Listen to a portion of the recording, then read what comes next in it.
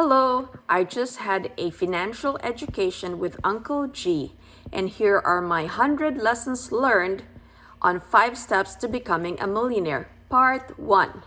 Number 1.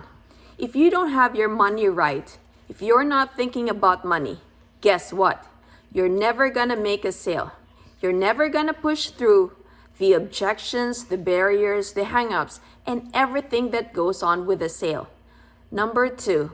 Peter Thiel is worth $2.8 billion and he's $2.8 billion and he said, the single-digit millionaire, either 1 million, 2 million, 3 million, 4 million, cannot even provide for his family with proper legal defense in America, much less for emergencies, divorces, major lawsuits, business lawsuits, or other issues happening, or even 2 kids going to college.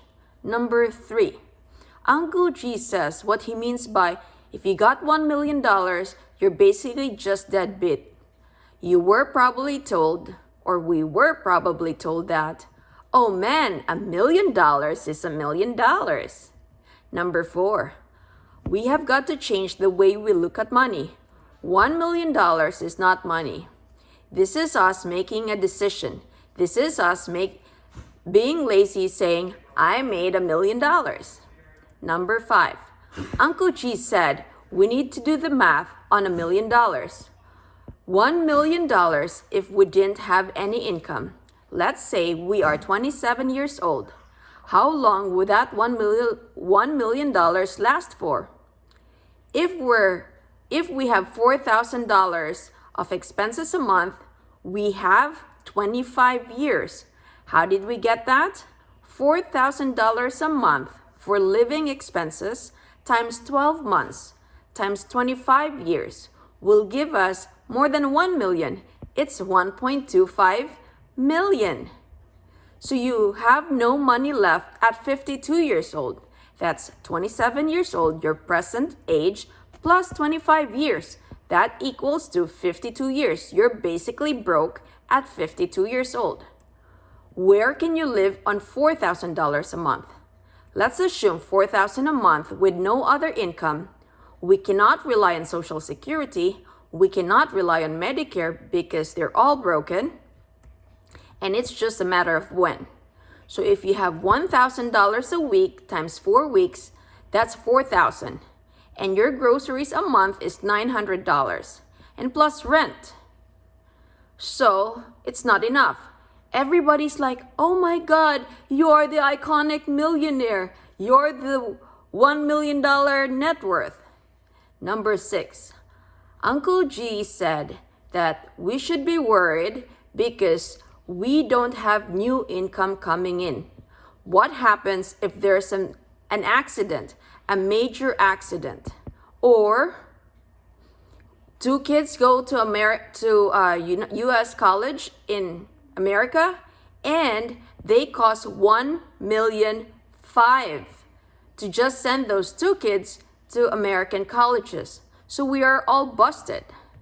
7th, we have to understand that when we wake up each day, we need to make 80 grand this year, or I need to make 8,000 or 10,000. 8th, we need to change how we think about money. Number 9, that's 4,000 per month. If we have 1 million, doesn't assume inflation. This means if everything stays the same and nothing ever goes up, the rent will not go up, the mortgages will not go up, the car payment doesn't go up, nothing goes up. And he said it's very impossible because things goes up. 10th, the problem is nobody talks about this because nobody wants to go on TV and say, hey millionaires, you're basically middle class that are worried about money.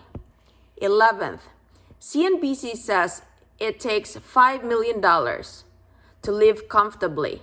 Uncle G says it's $10 million with no income where he thinks you can live a life you wanted.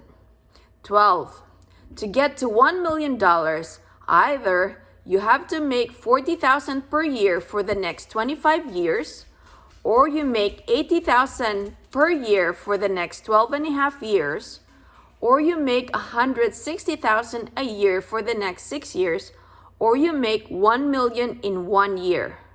That's how we get to 1 million.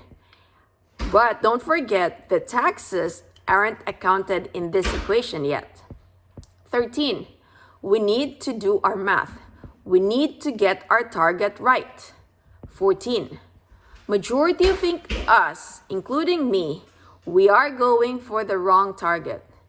He says, oh man, I love this new car. You're gonna buy a new car like this. Look, we'll go back and we get a new car.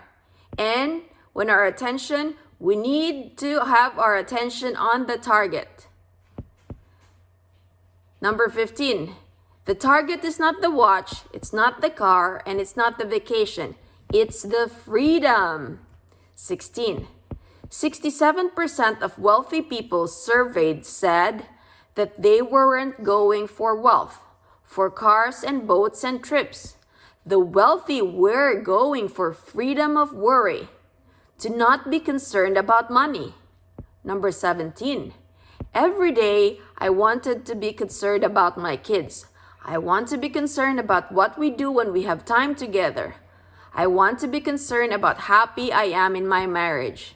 I don't want to be worried about pieces of paper that I don't have enough of, or where it's going, or what things cost. That's why we all need to make a sale. Number 18, how am I going to get there?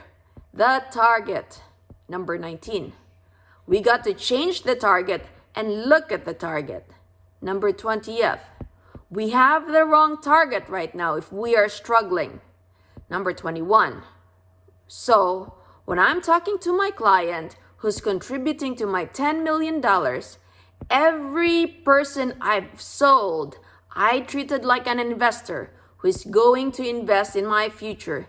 He's going to pay for my college. He's going to buy my shoes. Every time somebody is paying for my needs and wants.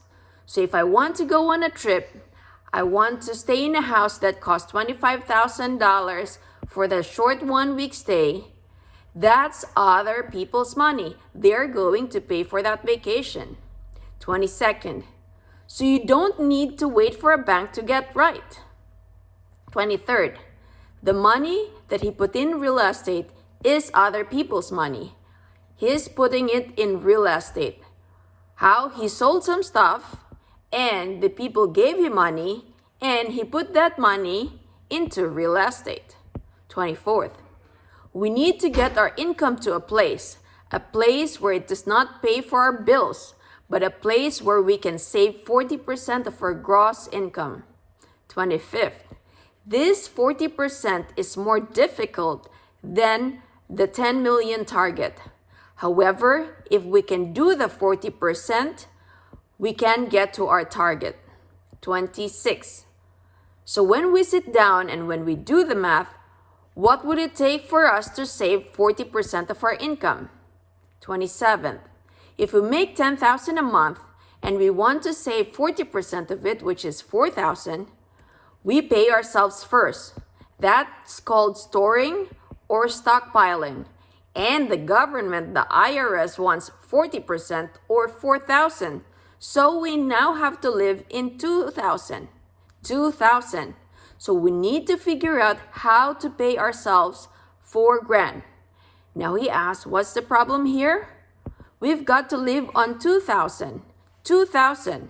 It makes our lives hard on $2,000 of living expense. So just keep doing the math. This math you need to do with your spouse. You need to keep working on it until you're like, here, let's go buy a new car. And your spouse would say, hey, we can't buy that car. We ain't got no money.